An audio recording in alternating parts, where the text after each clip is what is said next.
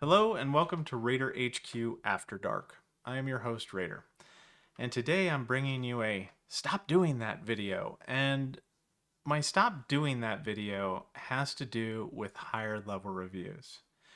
Now, I've had to record this video like 4 times, so I didn't, because I sounded uppity each time that I did it. And the reason why is because it's one of these situations where the general population, and whenever I say that a lot in a lot of different videos, but I mean this, like the vast majority, the overwhelming majority of veterans, content creators, everybody out there, they do not understand the purpose of a higher level review, nor the unintended dangers associated with using one, because it is its own animal, its own beast, and the drows who do them have their own power and authority that at times can be biblical in how drastic they can change the outcome of your rating. So let me break this down a little bit. So I got into I will say, a constructive debate with a content creator recently, at which point they kind of argued with me and said that there is no danger to higher level reviews, in that the dro is, they're held to the standard that they can only review the claim that you give them. And I'm going to tell the general community that that assessment and assumption is false. And the reason why has to do with the CFR versus the manual. And the CFR is the rule regulation that's put out. Okay. It's the macro big ticket item. And what happens is that the M21 manual, or in this case the M21-5 manual, it actually tells the frontline staff how to interpret the CFRs. So the content creator that I was discussing this with, they kept citing the 38 CFR to me, and I'm like, that's cool and all, but that's not, just because it's said in the CFR doesn't mean that the VA has to follow it that way, because the manual changes daily. And the reason why is because you don't want to change major pieces of internal legislation on a whim. You want to use the manual to do that. So in the manual, when we're talking about higher level reviews, and we're talking about the authority of the DROs who do the higher level reviews, the part about them that is good is that the DROs can review a prior rating decision and all the evidence that was of record at the time. And if they come to a difference of opinion, like let's say that you applied for sleep apnea and they only reviewed you for direct service connection, and you actually have a positive Terra memo, and as such, you could have gotten a Terra medical opinion. Well, that's the rater didn't apply the laws and regulations appropriately, so the DRO can actually say, hey, look, I have a difference of opinion on this. I think we should do this other examination before we make our final determination, because that would be premature. And in that situation, higher level reviews are great. Or let's say that you're able to pull your own medical opinions, and you find that the examiner in fact did say that it was related to service, but the rater said it wasn't. That's another instance where, hey, look, it might be a good idea to do a higher level review. Now, I sparingly recommend higher level reviews because of the other ability that the DROs have, and it's right here, that however, the higher level reviewer may use clear and unmistakable error under 38 CFR 3.105E, technically, to reverse or revise, even if disadvantageous, that word, to the claimant, any prior VA decision. And this is the part that the content creator could not wrap their head around. They kept telling me that there is no way that the DRO can look in any other decision. Well, unfortunately, deductive reasoning and a casual grasp of the English language means that if they're looking at any all CU and E's in any prior decision, they are reviewing all the prior decisions. And you wouldn't know that as a veteran, as a claimant, or as somebody that's seeking benefits. You wouldn't know that they have this power. This is something that the manual specifically wrote in. Now, DROs themselves, decision review officers, they are also quality review team members. So they review the quality for the raters. Okay. Some of them don't. Some of them only do appeals, but for the most part, DROs also do quality reviews. So they have to review and make sure that the entirety of the decision that they do is complete. Because they don't, like, for raters, our quality review is only within the scope of the rating decision that we're doing. We cannot get an error if, say, a 1986 rating decision is false and we don't fix it. We don't get an error for that. But a DRO would, because the DRO is responsible for the entirety of the rating decisions associated with that veteran at that time. That's the specialty review that they do. They've got to go back in time, make sure that the effective dates for every single claim decision are appropriate. And you don't want to invoke this power willy-nilly, because they are the opposite of the 20-year rule. Like, the 20-year rule is where, oh, look, I've had it for 20 years, you can't take it away from me because it's been there for too long. The DRO's purpose, and part of the higher level review purpose, is to find situations where you were erroneously granted for something. Now, personally, I'm for all rating decisions being correct and accurate. But there are certain situations where you could have gotten a crappy examiner who denied you the first two times, and then the third one comes along and then they grant you. There are some harmless, like, it's only a matter of time grants that I kind of don't care about. It's in the veteran's favor. It seemed plausible to me. I could have granted it if I would have been given the decision. you know However, this examiner might not have. It's just an error in your favor. It's harmless.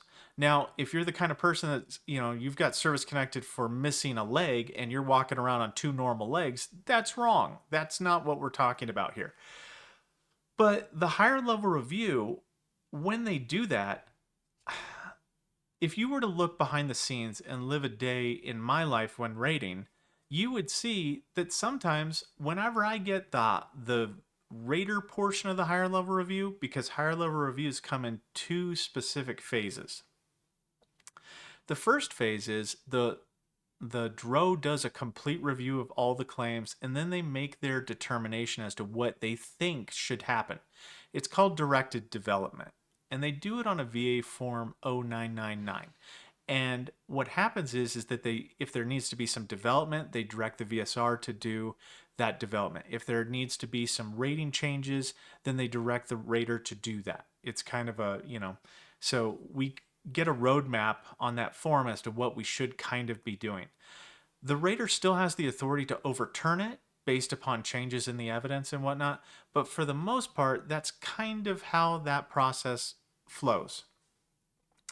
So, and I may have lost my thought, but when we're talking about this, we're talking about, like, how much authority they have.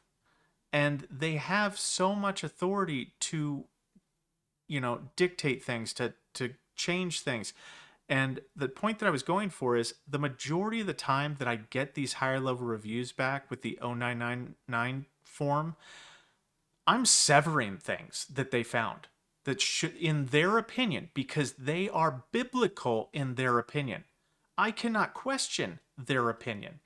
If they believe that up is down and down is up, that's the way it is. I don't know, like, everybody that I should be talking to here was in the military. I was in the military.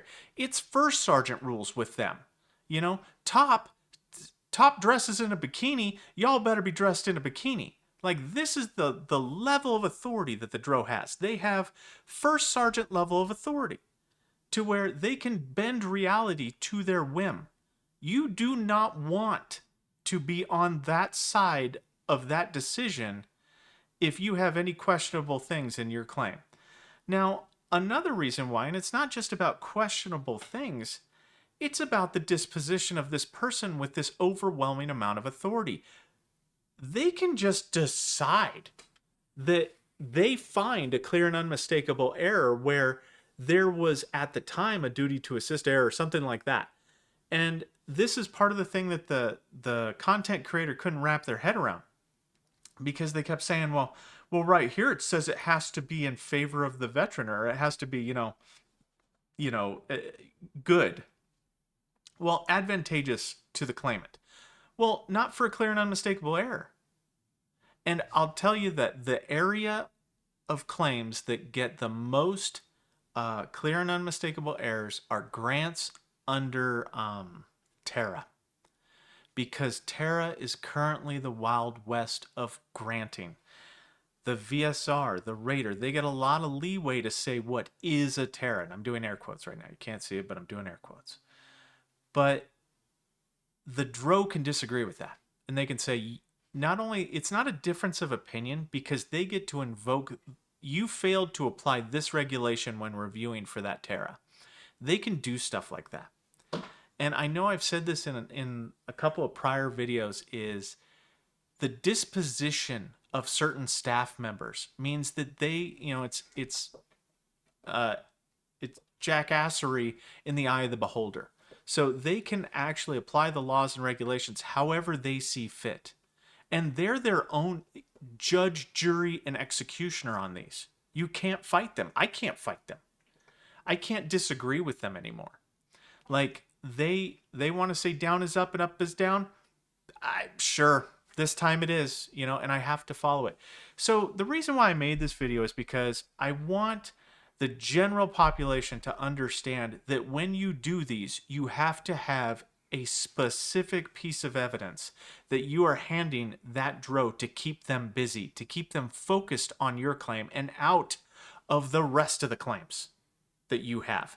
If you just say, oh, I was denied, I'm doing a higher level review, and I'm just going to roll the dice and see what they give me, that is the wrong answer every day of the week. Do a supplemental claim. Don't, because a supplemental claim, as a rater, I can only monkey around in the claim that I'm in. I can see a clear and unmistakable error, and I can call it if I choose to. But I'm not looking for that error. I'm only looking on a supplemental claim. I'm only pulling up the rating decisions associated with the contentions that you're claiming right now. So if you're claiming hearing loss and tinnitus that were previously denied, I'm going to go in the code sheet and I'm going to look and find what the date is that you got, like all the range for all the narratives that you were denied for. I'm going to pull all those up and I'm going to review and see, okay, what theories were applied? Were they all applied correctly? Like what was done beforehand, so that way I can figure out if the evidence that you supplied is both new and relevant, and whether or not we should have gotten an exam if the VSR didn't get an exam.